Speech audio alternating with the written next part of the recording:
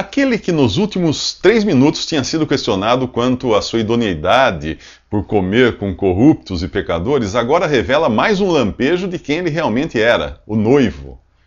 Quando alguns indagam por que os discípulos de João Batista jejuavam e os discípulos de Jesus não jejuavam, Jesus estabelece uma distinção clara entre o passado e o presente. Não fazia sentido os convidados do noivo jejuarem agora que o noivo estava ali com eles. A mensagem para qualquer bom entendedor judeu era clara. No Antigo Testamento, Deus é chamado de noivo. Aqui Jesus anuncia também a sua morte. Viria um dia quando o noivo seria tirado. Isso mostra que a sua morte não foi um acidente da história, mas foi algo que fazia parte de um plano maior, muito maior. As pessoas precisavam entender que até João Batista havia vigorado uma forma de Deus tratar com o homem. Até então, o homem tinha sido provado sob a lei que foi dada para Moisés, e tinha ficado claro que ninguém seria capaz de ser salvo obedecendo os mandamentos, ninguém conseguia. Ali agora estava o único capaz de obedecer, Jesus, o Filho de Deus, que estava também prestes a trocar de lugar conosco. Ele se colocaria no lugar que nós merecíamos estar, sob o juízo de Deus e na morte, e nos colocaria no lugar que ele tinha por natureza e que nós não merecíamos ter, o céu. Mas não seria possível fazer isso, ou não seria possível você receber isso, misturando a velha forma de Deus tratar com o homem, a lei do Antigo Testamento, e a nova maneira agora, a graça, ou favor imerecido. Não seria possível tentar ser salvo por obras, por boas obras, quando Deus queria salvar por graça, independente da conduta ou das boas obras.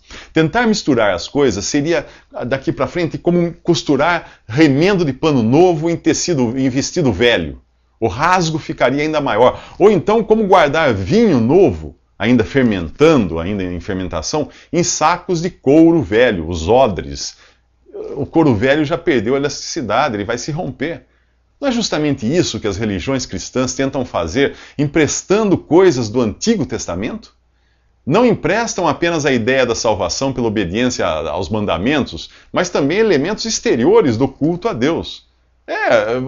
Você não encontra na doutrina que é dada à igreja pelos apóstolos nas suas cartas, as chamadas epístolas, coisas como templos, clero, sacerdotes fazendo meio de campo entre Deus e os homens, ou então usando colarinhos e vestes, roupas distintas para se diferenciarem daqueles que eles chamam de leigos. Não existe isso. Não existe. Você também não encontra nas cartas dos apóstolos altares, incenso, rituais. A lista é interminável.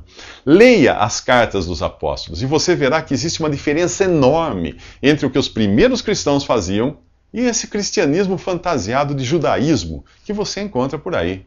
A diferença entre a salvação por boas obras e a graça, a diferença entre judaísmo e cristianismo, é tão grande quanto a diferença entre a morte e a vida.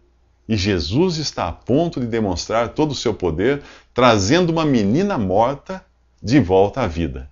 Mas isso nos próximos 3 minutos.